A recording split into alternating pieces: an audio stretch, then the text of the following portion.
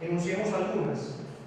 Su poliglotismo es gesto de un ávido lector y profesor de las más diversas tradiciones: griego, latín, francés, italiano, portugués, inglés, tanto de Eco como de Soto. Su capacidad para mostrar la vigencia de la filosofía antigua y medieval en un mundo de apocalípticos e integrados. Su risa como gesto transgresor de la seriedad de los regímenes más obtusos. Su lucidez para poner en diálogo temáticas aparentemente antípodas, desde el cómic en relación con De Saussure hasta Santo Tomás con los refranes populares, tanto Eco como Soto. Su pasión por pensar allende las modas, sabiendo que si bien el presente es irreductible al pasado, aquel es incomprensible sin este, tanto de Eco como de Soto. Su sensibilidad frente a la sabiduría que encierran los géneros populares, su coherencia entre lo que piensan, dicen y hacen, tanto de Eco como del Dr. Soto. Su pasión por articular el pensamiento y la vida, su capacidad para ver la profundidad que se esconde en los pliegues de la superficie. Y un prolongado etcétera que se me salva de incurrir en el vértigo de las listas. Gracias, doctor Soto, por aceptar esta invitación. Es un privilegio escucharlo y saborear la palabra terapéutica del filósofo. Esperamos, si no salir curados, por lo menos más curables, después de experimentar los tremens y fácinas de lo monstruoso y lo bello, de lo místico y lo científico, de lo sagrado y lo pagano, de los nombres y las cosas, así como todos los juegos que convergen en el laberinto vivo de Eco y el nombre de la rosa. Muchas gracias, doctor Soto.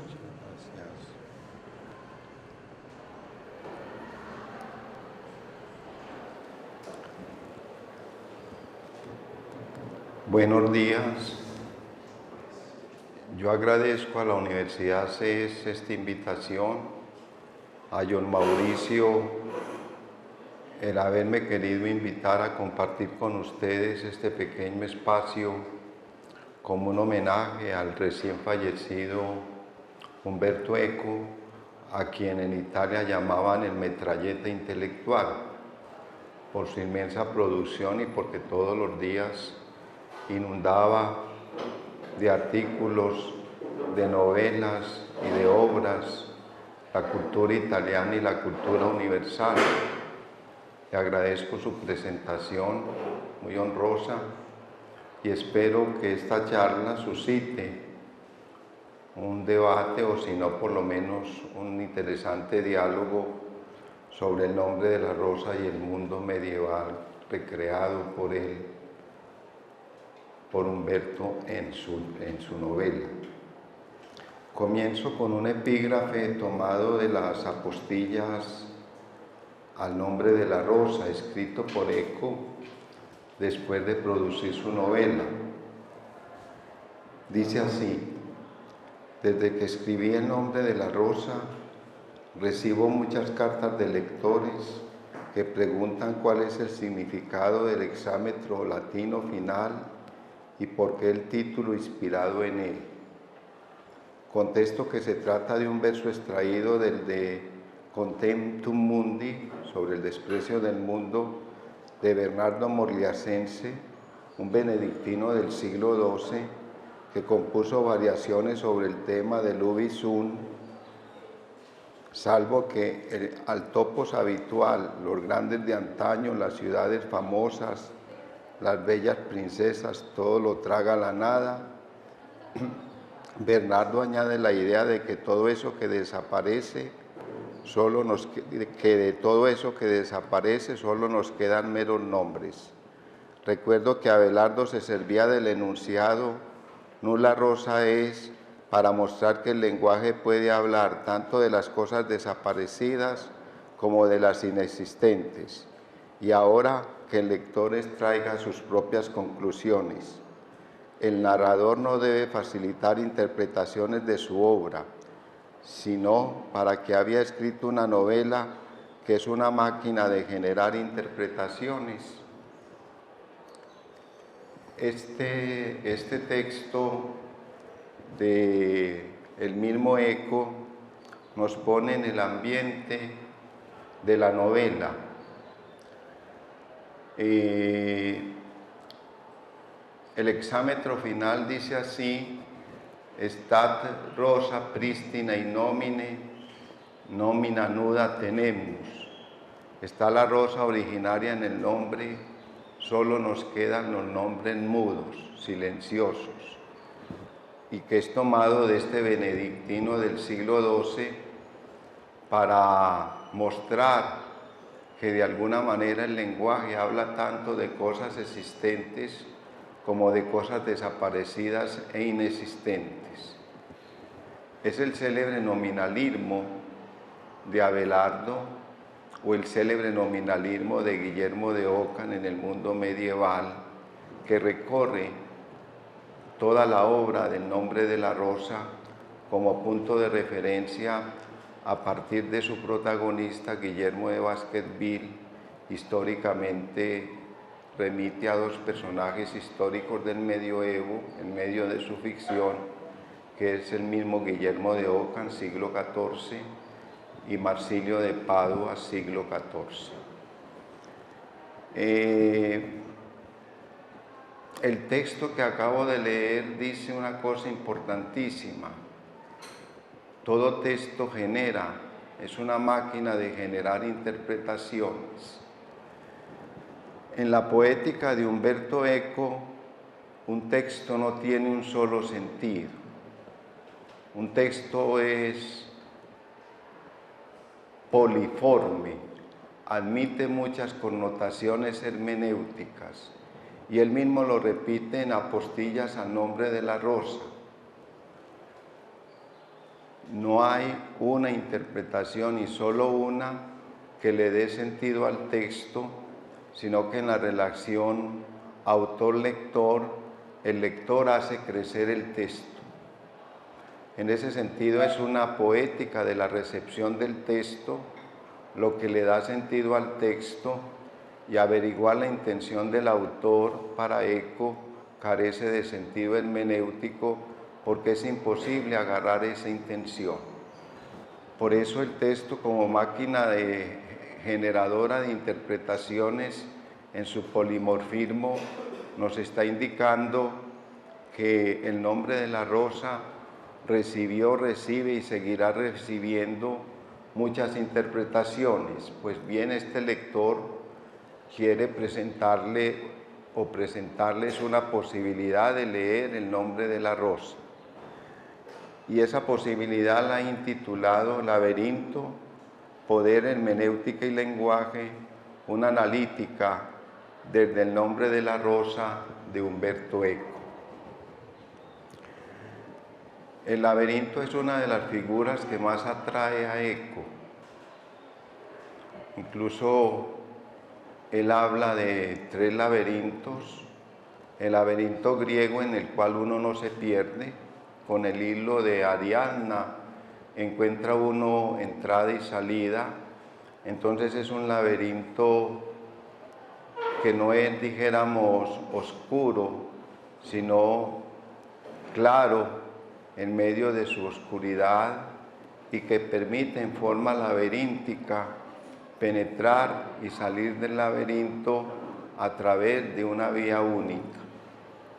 El laberinto barroco, dice Eco, que es un laberinto en el que a través del ensayo y el error se pueden generar múltiples interpretaciones, y a diferencia del griego, crea entonces posibilidades hermenéuticas distintas para entrar en el laberinto y salir del laberinto, que es el texto. Y el tercer laberinto que distingue Eco es el laberinto rizomático tipo Deleuze, en donde como rizoma son raicillas, todas entrecruzadas, nunca estructuradas sino estructurables, y en ese sentido, en ese laberinto se entra pero no se sale. Y al entrar sin salir, entonces las raicillas que unen ese laberinto confunden al lector, y al confundir al lector, este de alguna manera tiene que despertar en ese laberinto mirando una lucecita, navegando en ese mar tormentoso del laberinto, buscando esa lucecita a ver si llega a puerto seguro. De ahí entonces el porqué del título Laberinto. Poder, porque Umberto Eco necesariamente reflexiona sobre el poder en el nombre de la rosa.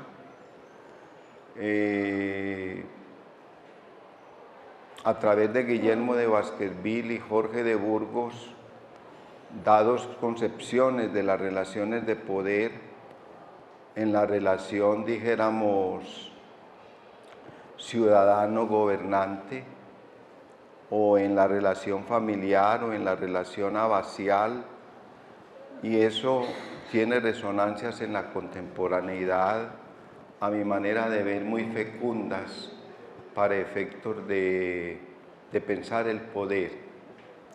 Hermenéutica, porque es un ejercicio hermenéutico, el texto, ya lo dijimos, es una máquina que genera interpretaciones, y lenguaje, dado que Umberto Eco es un lingüista, un semiólogo, un semiótico que plantea alternativas para efectos de interpretar.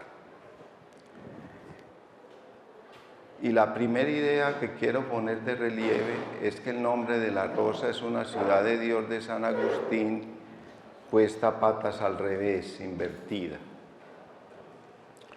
Este texto de San Agustín, escrito entre el 413 y el 426, no vamos a entrar en las circunstancias de la escritura del texto, pero sí en su idea clave. Nos dice que la historia es el enfrentamiento entre los caballeros de Dios y los caballeros de Satán. Es una lucha entre dos fuerzas, las fuerzas del bien y las fuerzas del mal, y que esa lucha, en una u otra forma, impulsa como motor la historia. Entonces la historia no es para Agustín un recuerdo del pasado, no es tampoco una lucha de clases, no es tampoco el ideal positivista de progresar matematizando y experimentando, sino que la historia es un enfrentamiento entre dos fuerzas, los caballeros del bien y los caballeros del mal. Los primeros, se supone, dice San Agustín, construyen, y los segundos destruyen. Pues bien, en el nombre de la rosa, los caballeros del bien paradójicamente destruyen, Jorge de Burgos, el asesino, y los caballeros del mal, Guillermo de Baskerville, así catalogado por Burgos, paradójicamente construye. Entonces, en ese sentido, me arriesgo a decir que el nombre de la rosa como ciudad de Dios invertida hace que la novela de Umberto Eco sea construida sobre una de las figuras literarias más empleadas en el mundo medieval, el célebre adinátono imposible. Los patos tirándole al cazador, el río fluyendo hacia arriba, la mujer, mejor el hombre menstruando, la mujer eyaculando. Eran, dijéramos, ejercicios retóricos muy usuales en el mundo medieval, y estos adinatoi, para efectos literarios, posibilitaban invertir y poner patas al revés el mundo de la cotidianidad o de la tradición. En este contexto del nombre de la rosa, una ciudad de Dios invertida, una ciudad de Dios puesta patas al revés, entonces, como les dije, hay que distinguir en el nombre de la rosa dos protagonistas, que todos, pues, los que hemos visto la película o leído el texto, los identificamos inmediatamente. Jorge de Burgos, que en nombre de Dios asesina, y Guillermo de Baskerville, que según Burgos es caballero del mal porque ríe, porque de alguna manera pone en cuestión la tradición, es paradójicamente constructor en tanto investigador. Por otra parte, en 1978, la novela es de 1980, Aldo Moro es asesinado por las Brigadas Rojas. Y este hecho conmueve a un intelectual de izquierda como Umberto Eco, profesor de Bolonia, la Universidad Roja, o de izquierda por excelencia de Italia.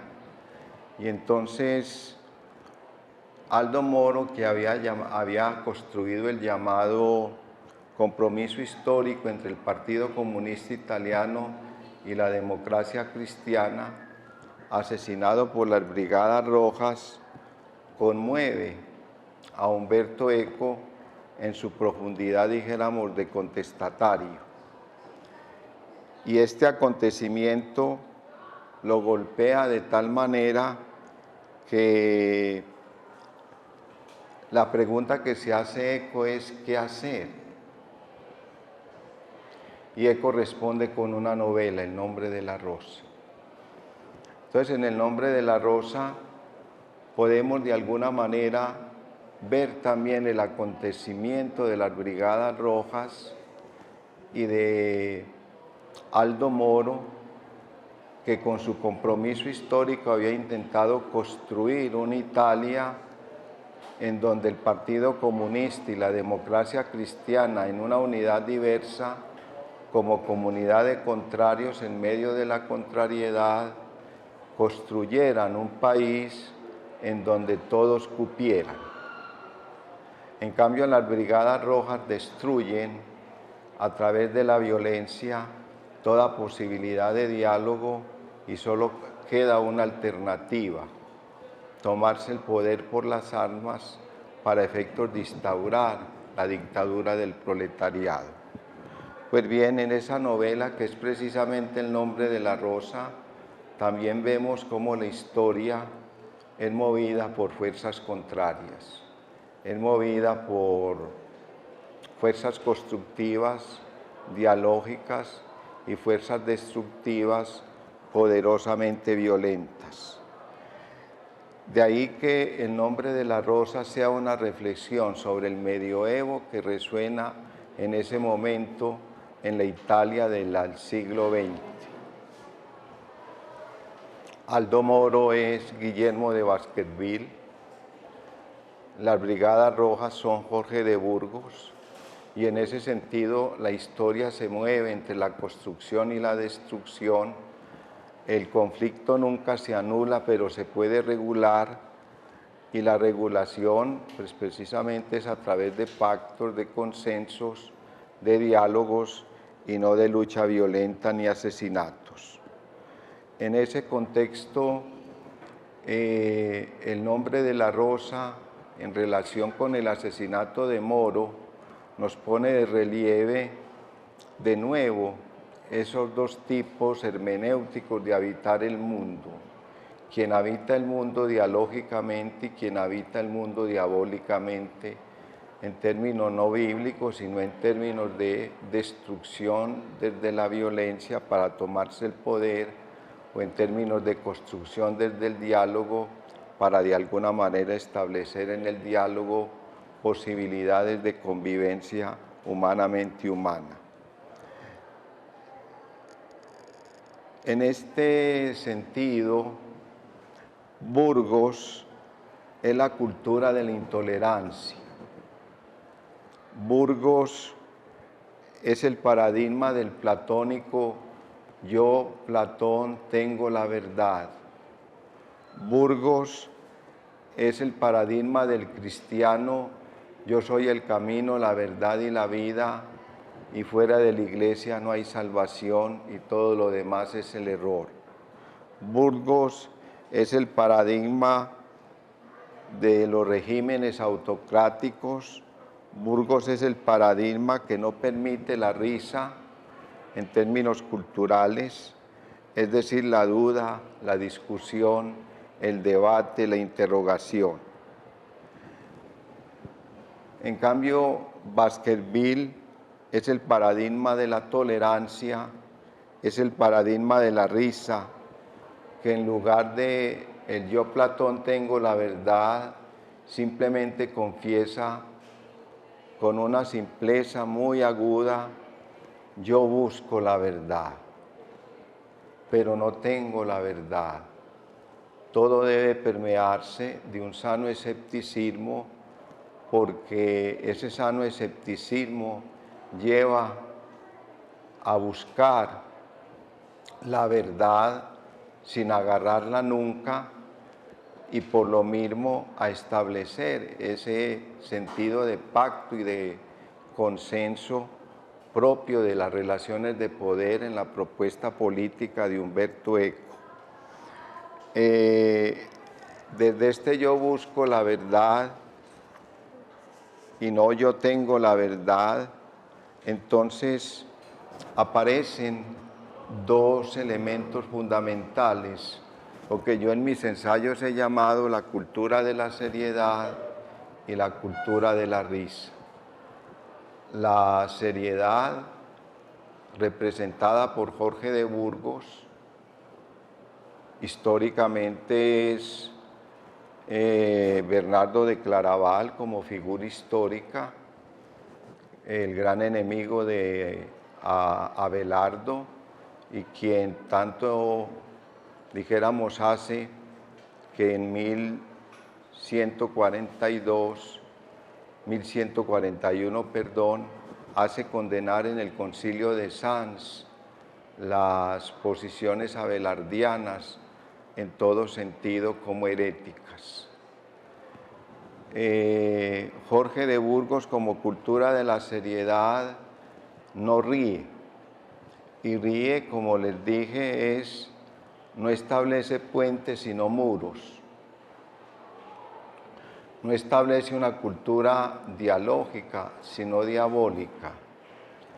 Yo, Platón, soy la verdad, y fuera de mí todos los demás están en el error. Por lo tanto, quien se oponga a mí debe ser desaparecido del panorama histórico y del panorama cultural, porque con su escepticismo de la duda, desde la risa, genera a través del diálogo otra manera de ver el poder, otra manera de ver la hermenéutica y otra manera de ver la cultura.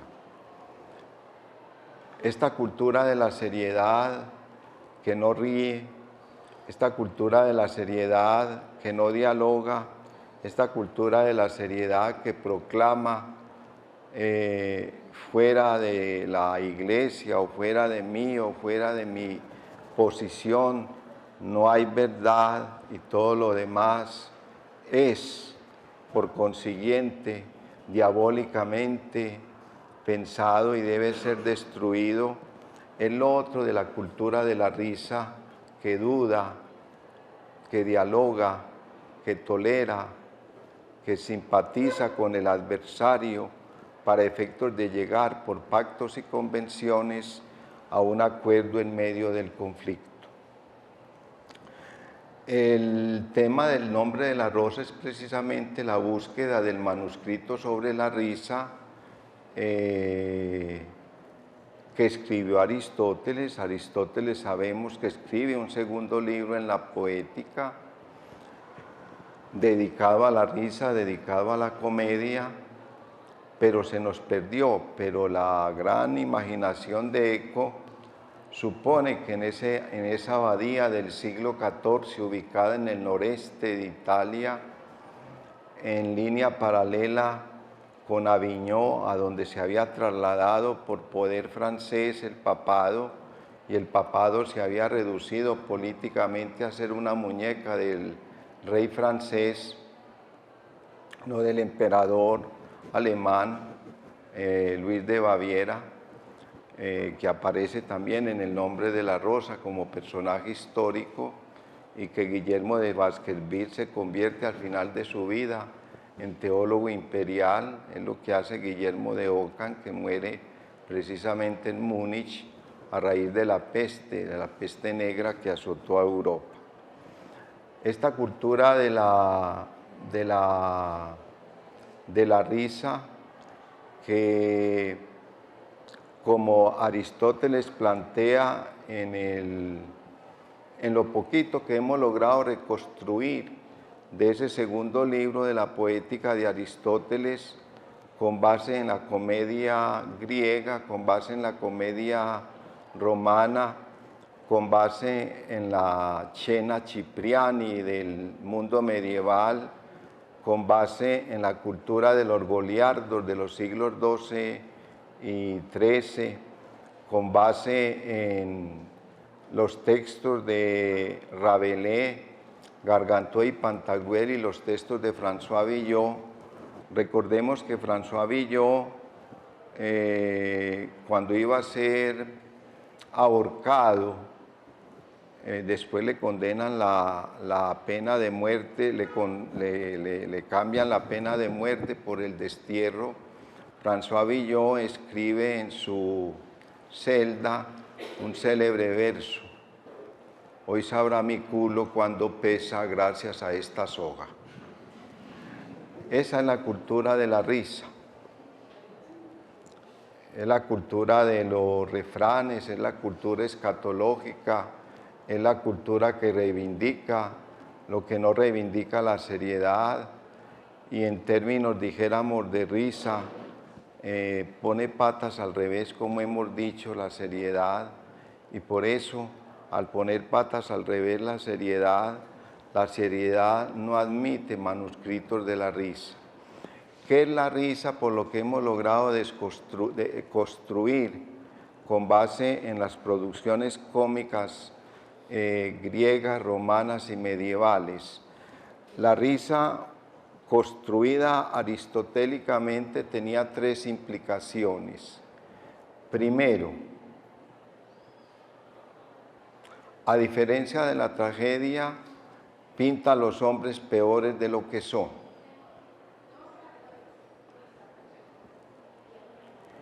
Al pintar a los hombres peores de lo que son, trabaja con monstruos en el sentido del teratomorfismo de que habló don Mauricio, para efectos de protagonizar las comedias. Gargantúa, Pantagruel son humanamente hablando monstruosos. Gargantúa come a granel. La madre de Gargantúa, cuando lo pare, muere porque había comido el día anterior mucha morcilla. Cuando Gargantúa nace, en vez de llorar, se pone a pedir vino.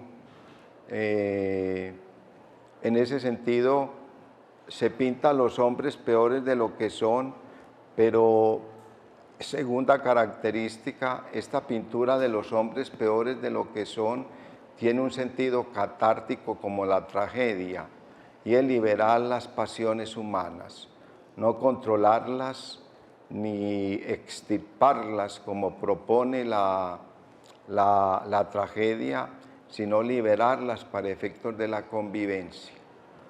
Liberar las pasiones es el modo de convivir, no arrasar las pasiones ni extirpar las pasiones, porque el extirpamiento de las pasiones no nos volvería hombres sino piedras. Entonces, cuando se pinta a los hombres peores, es para liberar las pasiones y decirnos que de alguna manera la racionalidad, lejos de destruir la bestialidad humana, conjuga los verbos de la bestialidad humana: reír, comer, hacer el amor, defecar, orinar, todo lo que en una u otra forma la cultura de la seriedad siempre ha vuelto silencio y siempre ha reprimido.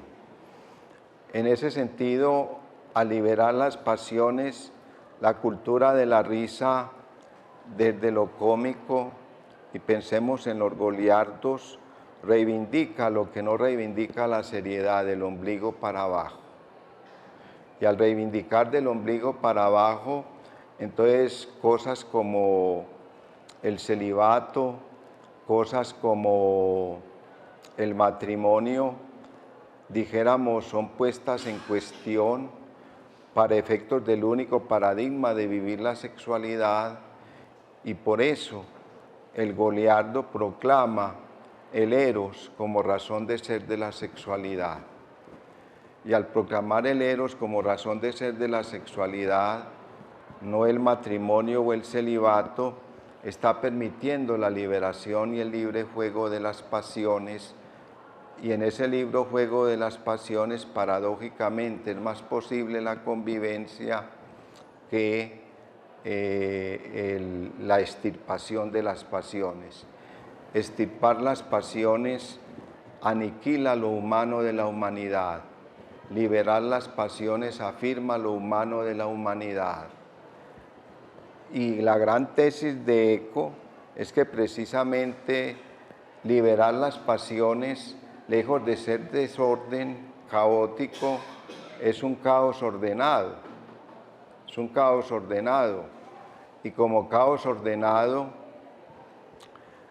es una coincidencia de contrarios, cosa que no permite la extirpación de las pasiones, porque en la extirpación de las pasiones no hay contrarios. En ese sentido, Eco, lector de Spinoza, no hace de la literatura o de la filosofía una meditatio mortis, una meditación sobre la muerte, sino una meditación sobre la vida y una afirmación de las pasiones como elementos vitales que afirman la vida. Ese es el segundo efecto cómico, liberar las pasiones para efectos de cultivar lo humano de la humanidad y para efectos de afirmar la vida y no de aniquilar la vida desde la muerte, extirpando las pasiones. Y el tercer efecto cómico, según Aristóteles, recomponiéndolo desde la posterioridad, es un elemento al lado de pintar a los hombres peores de lo que son, al lado del elemento de la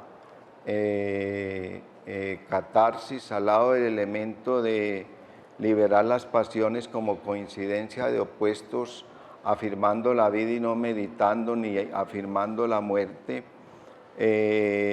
La comedia transgrede la cultura oficial. Y al transgredir la cultura oficial, ese papel transgresor hace que de alguna manera la cultura oficial tambalee, por lo menos en su contexto de paradigma único obviamente, y establece alternativas diferentes para pensar el saber, el poder y el creer, ejes de toda cultura. Y eso es lo que hace Baskerville en El nombre de la rosa. Baskerville en El nombre de la rosa transgrede los límites de la seriedad oficial representada por Jorge de Burgos en El monasterio, y por eso, al transgredir los límites de la cultura oficial, lo interesante es que no propone un paradigma, sino que deja a la interpretación para efectos del consenso el establecimiento del saber, del poder y del creer desde ese yo busco y no desde ese yo tengo. Esta recreación de lo cómico, con base en Aristóteles, aunque se nos haya perdido el manuscrito, se revela en El nombre de la rosa en las discusiones entre Burgos y Baskerville, cuando hablan de la risa.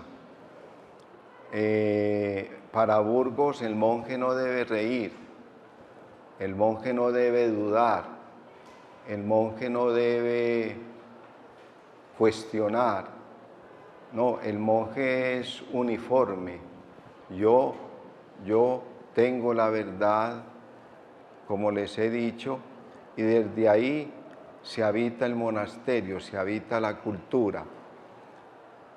Baskerville propone que hay que reír y que la risa no solo desbarata el paradigma oficial, sino que no propone ningún paradigma, sino la posibilidad dialógica de consensuar para efectos del saber, del poder y del creer. La seriedad transgredida responde, y entonces Burgos lanza esa expresión cuando de alguna manera Baskerville en la discusión le va a mostrar que la risa es una forma transgresora del poder, del saber y del creer, le responde con esa célebre expresión escatológica también, tum podes carmen extulit horridulum. Entonces el culo expulsó un verso grosero, o sea, se cagó. Todo lo que dice Baskerville es para Burgos eso. Tum podes carmen extulit horridulum. Entonces el culo expulsó un verso grosero. La risa es aniquilada cuando transgrede la seriedad. La seriedad responde aniquilando la risa y no permitiendo la risa. Por eso el asesinato de los que pretenden acercarse al manuscrito de la risa, porque de alguna manera transgreden la cultura oficial. La cultura de la risa, la cultura de lo cómico como transgresora de la seriedad, tiene una cosa importantísima que quiero poner de relieve, y ya lo he dicho, pero quiero profundizar un poquito en ello. La risa no propone paradigmas. La risa no propone modelos para efectos del saber, del poder y del creer. La risa lo que propone es llegar a posibilidades de acuerdo entre los contrarios. Entonces la comicidad hace que ese llegar a acuerdos de contrarios sea una fecundidad no paradigmática. En ese sentido, la risa sabe que toda construcción humana es efímera, que toda construcción humana no es inefable, que toda construcción humana es finita, que toda construcción humana es imperfecta, que toda construcción humana está tocada en el lenguaje de Baskerville, en el nombre de la rosa, por el mito de la caída original. Somos finitud y como finitud no somos impecablemente inefables, sino pecablemente falibles. Y como pecablemente falibles, toda construcción humana es un castillo que se derrumba como un juego de naipes, porque lo efímero de las construcciones humanas hace que de alguna manera lo cómico no sea eterno. Un carnaval eterno no sería carnaval. Una risa perpetua no sería carnaval.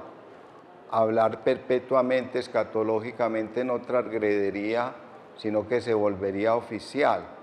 Entonces, en ese sentido, lo efímero, lo temporal, lo finito, lo no inefable de las construcciones humanas revelan que la risa no propone paradigmas.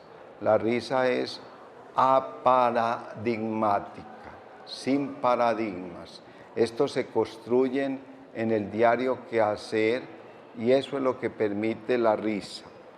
En el diario quehacer, construir sin llegar a paradigmas una posibilidad de convivir, una posibilidad de entender el saber y una posibilidad de entender el creer que permita el desarrollo de la humanitas en términos griegos y romanos como humanitas, como cultivo del humano. Burgos y Baskerville por ello son medievales y no medievales. Todos tenemos algo de Baskerville y todos tenemos hoy algo de Burgos. En ese sentido, Burgos y Baskerville, si bien remiten como ficciones a figuras medievales, son también contemporáneos. Hoy hay quien ríe, hoy hay quien duda, hoy hay quien dialoga, hoy hay quien transgrede, y hoy hay como Burgos quien no duda, quien no ríe, quien no transgrede y afirma, asesinando un único paradigma para efectos del saber, del poder y del creer. Burgos defiende un universalismo absoluto, en este caso el cristianismo. Hoy, en vez del cristianismo, puede ser cualquier otro paradigma como única posibilidad cultural. En cambio, Baskerville propone un polipluralismo para efectos de la convivencia, haciendo posible desde ese pluralismo la posibilidad de transgresión sin ningún peligro de ser desaparecido del panorama cultural para ese saber, para ese poder y para ese creer.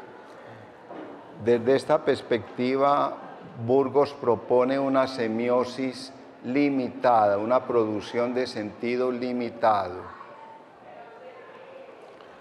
No hay varios sentidos en un texto, solo hay un sentido, el que la autoridad diga. Interpretar no es un ejercicio hermenéutico, es un ejercicio político ejercido por quien tiene el poder. Baskerville, en cambio, propone un pluralismo hermenéutico. Interpretar no depende del poder, sino del lector. Y al depender del lector, las interpretaciones, al ser múltiples, son fácticas, y al ser fácticas, no dependen del poder.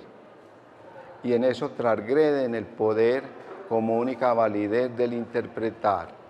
Cuando un hecho, dijéramos, cultural, se resuelve por el poder, pero no por el lector, necesariamente caemos en la cultura de la seriedad. En cambio, cuando un hecho cultural se resuelve desde el lector, es decir, desde abajo y no desde arriba, caemos en la risa y por lo mismo habitamos el mundo desde, dijéramos, posibilidades inmensamente posibles que enriquecen la cultura lejos de empobrecerla. Esto nos lleva al problema de la novela histórica. ¿Qué es una novela histórica? Y Eco distingue tres maneras de hacer novela histórica. La que llama la primera, el pasado, como escenografía, pretexto, construcción fabuladora. Ello da cauce a la imaginación, es pura ciencia ficción. Así lo hace la novela gótica, así lo hace, por ejemplo, Alejandro Dumas, o por ejemplo, cuando se elige un pasado que es reconocible y se llega de personajes históricamente válidos registrados por la enciclopedia. Esa es la primera manera de reconstruir el pasado, hacer una novela meramente ficticia, llenarla de personalidades históricas reconocidas por la enciclopedia, de modo que uno no tiene pérdida en la lectura de Alejandro Dumas o de por ejemplo, la novela gótica. En cambio, el segundo paradigma es, se llenan de personajes que son reales, pero al ser reales construyen prototipos de caracteres universales es decir, prototipos de vivencias humanas culturales. Y el tercero piensa que no es necesario que entren en escena personajes reconocibles por la enciclopedia, sino ficticios, pero que históricamente los encuentra uno a cada momento, en cada circunstancia histórica en que a uno le toca vivir. Eco opta por esta tercera opción. La ficción es historia y la historia es ficción. Y esa combinación entre lo histórico ficticio y la ficción histórica hace que uno, históricamente, Guillermo de Baskerville no existió, históricamente Jorge de Burgos no existió, pero representan personajes históricos, como dijéramos, prototipos de una manera de hacer cultura que yo he llamado ya seriedad y risa, y es lo que hacen los personajes en El nombre de la rosa. Los hechos son inventados, pero dicen y hacen lo que los libros de historia no habían dicho con tanta claridad. Aquí ubica Humberto Eco El nombre de la rosa, y cito a Humberto Eco: en este sentido, ciertamente, yo quería escribir una novela histórica, y no porque Hubertino o Michele hubieran existido de veras y dijeran más o menos lo que habían dicho de veras, sino porque lo que decían personajes ficticios como Guillermo debía ser dicho en aquella época. Esto es un texto de Apostillas al nombre de la rosa. Pues bien, todo lo dicho nos lleva a una interesante reflexión que también aparece en Apostillas. Dice así: es inútil decir que todos los problemas de la Europa moderna, tal como lo sentimos hoy, se forman en el medioevo, de la democracia comunal a la economía bancaria, de las monarquías nacionales a la ciudad, de las nuevas tecnologías a las revueltas de los pobres. El medioevo es nuestra infancia, a la que se necesita siempre volver para hacer la anamnesis o recuerdo. No sé hasta qué punto he sido fiel a este propósito. No creo haberlo traicionado cuando disimulé citas de autores posteriores como Wittgenstein, haciéndolas pasar por citas de la época. En estos casos estaba seguro de que no era que mis medievales fuesen modernos, sino a lo sumo que los modernos pensaban en medieval.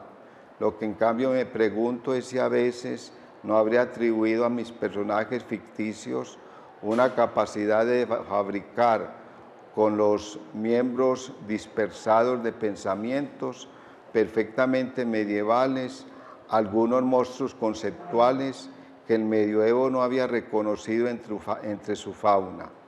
Creo, sin embargo, que una novela histórica no solo deba localizar en el pasado las causas de lo que sucedió después, sino también delinear el proceso por el que esas causas se encaminaron lentamente hacia la producción de sus efectos. Cuando uno de mis personajes compara dos ideas medievales para extraer una tercera idea más moderna, está haciendo exactamente lo mismo que hizo después la cultura. Y aunque nadie haya escrito jamás lo que él dice, podemos estar seguros de que quizás confusamente alguien había tenido que empezar a pensarlo, aunque sin decirlo, presa de vaya a saber qué temores y pudores. También es de Apostillas al nombre de la rosa. Esta extensa e intensa cita nos va a poner en relación como tres cosas importantes en la poética de Eco. Por una parte, no hay que hacer hablar la historia, como recuerdo histórico. No hay hechos, hay interpretaciones, como dirá después Nietzsche. La segunda, es que, por ejemplo, en el nombre de la rosa se cita Wittgenstein, en alemán antiguo, el célebre aforismo de Wittgenstein: una vez utilizada la escalera hay que tirarla.